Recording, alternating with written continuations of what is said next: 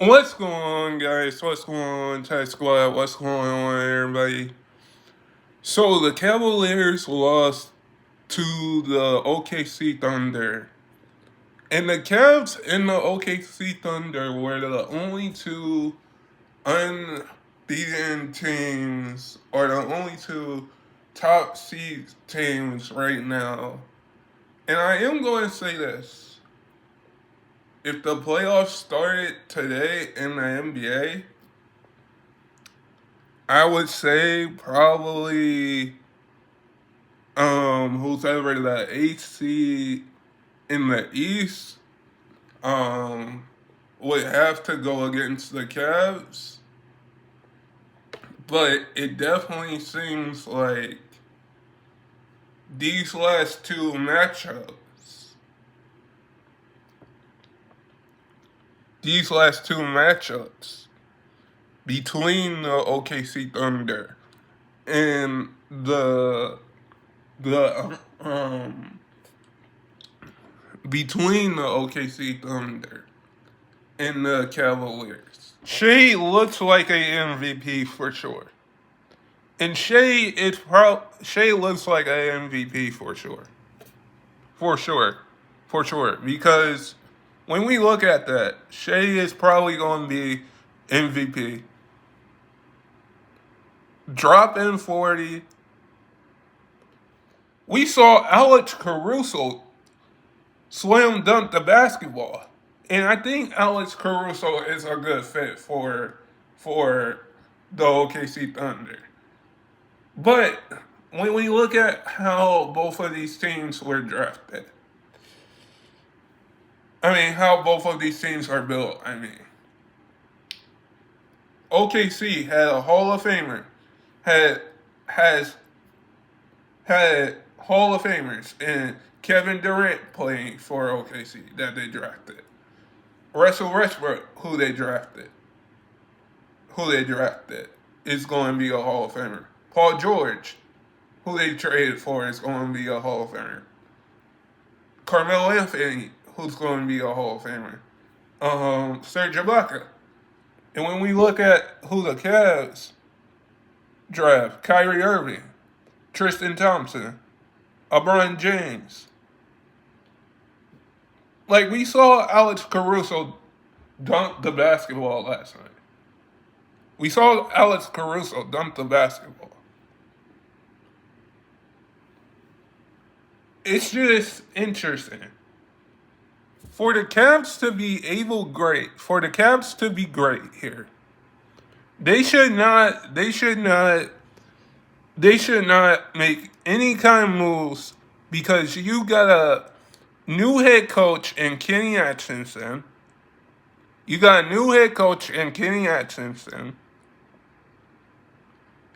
I think the Cavs should not make any moves here. Any moves at all, because you got a new head coach in Kenny Atkinson. If the Cavs do make a trade, it's going to be interesting to see who they trade for, though. But I would say the Cavs should not make any moves because I think the Cavs are fine. I think the Cavs are okay. And I think they should not make any moves at all or make any signings right now. Because the Cavs are 33-6 between the OKC Thunder and the Cavaliers. Their last two matchups were flipped. The Cavs won at their home, and OKC won at their home. Now, is this a NBA Finals? Is this going to be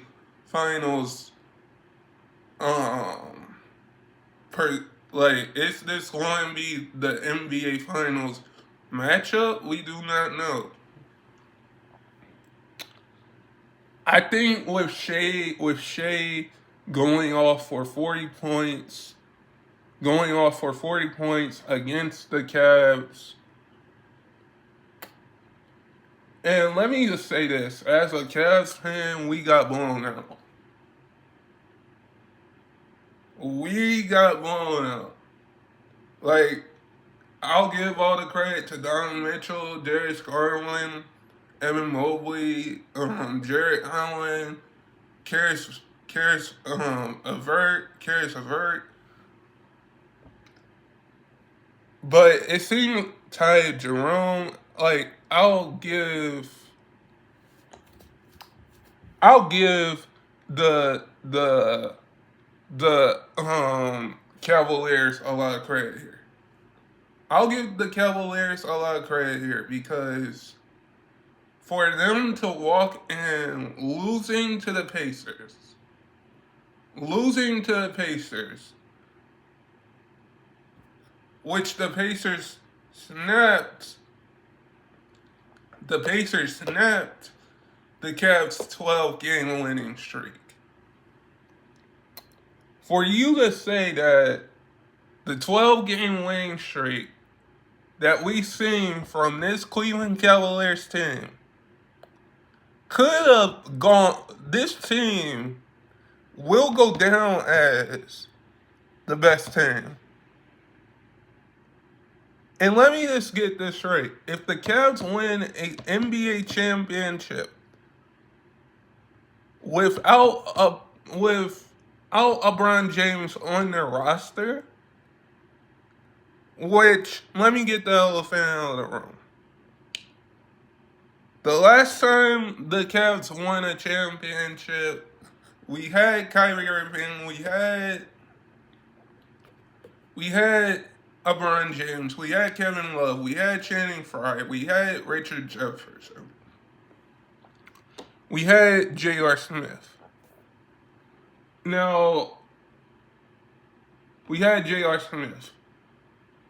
We had Delly. That championship team from 2016 is different. It's different from this Cavs team.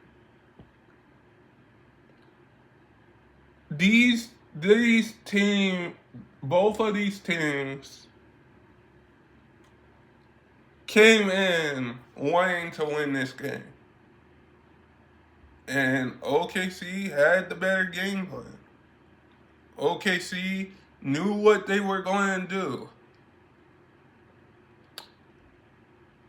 But now as looking in, the Cavs are 33-6.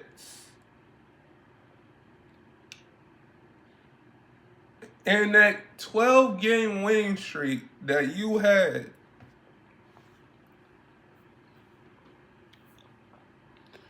which it seemed like before the Cavs could have won 74, 75, 73 games in a season. But you're telling me now is that between this and between Shea Alexander giving you 40 points, I'm giving Cleveland 40, like, Shea was cooking. I have to give Shea Alexander a lot of credit here. Shea was cooking. Shea was hitting those easy money buckets for OKC last night. Yeah, like, OKC was blowing us out during that third quarter. I believe the score during that third quarter, it was like 117 to 68. But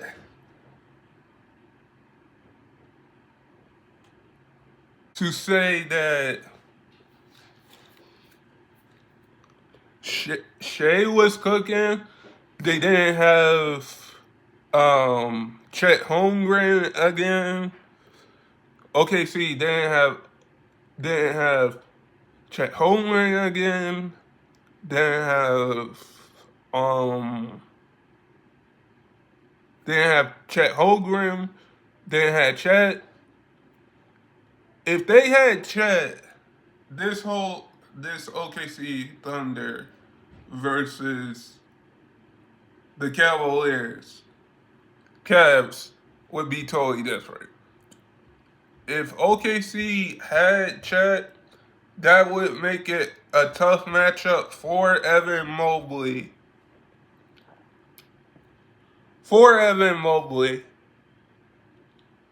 Because we might see a finals preview if, like, I don't see, like, as a Cavs fan, I don't see anybody knocking off.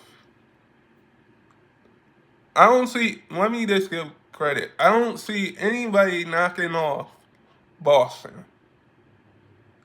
Except my Cavs.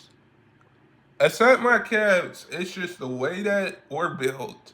The way that we're built is when a Brown from, let me get the elephant out of the room. When a Brown left the first year, when Brown left his first stint, we drafted Kyrie Irving. We drafted Tristan Thompson. And then when Brown came back his second stint,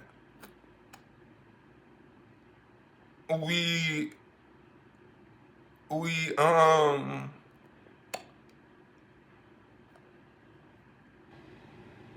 we drafted we won a championship. I think the Cavs just need to have different pieces,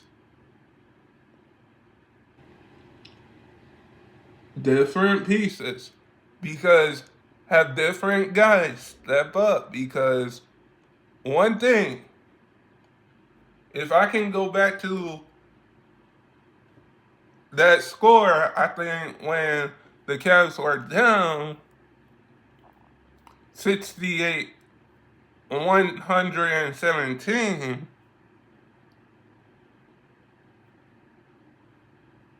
I could say that this team needs to have, like, basically you let Shea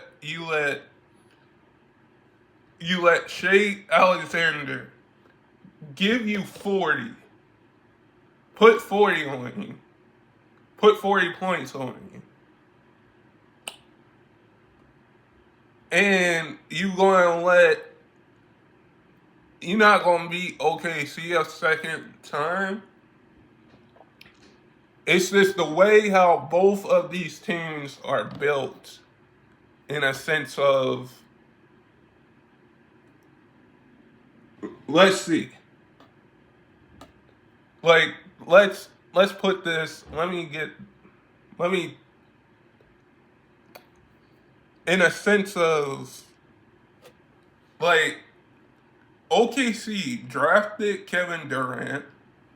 OKC had had Carmelo Anthony, had Russell Westbrook, had Oladipo, Sabonis probably. Like, OKC has drafted a lot of different players and had different players. And then now look at the team that OKC has in terms of how both of these teams, it was a quick rebuild for the Cavaliers. It was a quick rebuild for the OKC Thunder. Because during that point in time, the Cavs drafted LeBron James. OKC drafted Kevin Durant, Westbrook, Serge Ibaka. Both of these teams that we saw in the game last night, both of these teams are built for championship success. That is what it's all about. They're built for a championship. And I think Darius Garland had a good game. I'll give him credit. Donovan Mitchell had a good game. I'll give him credit. But here's the big picture. Are the Cavs still going to be the number one seed? The number one seed going into the playoffs? Because now you have 6 wins. You have 6 losses and 33 wins.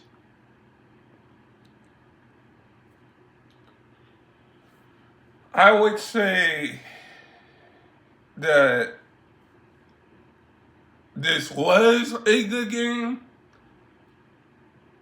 but you can't let Shea Alexander give you 40 on you. But guys, sub if you're new and never give up your dreams. And I hope all of you guys are safe out there. And stay blessed, everybody, and peace.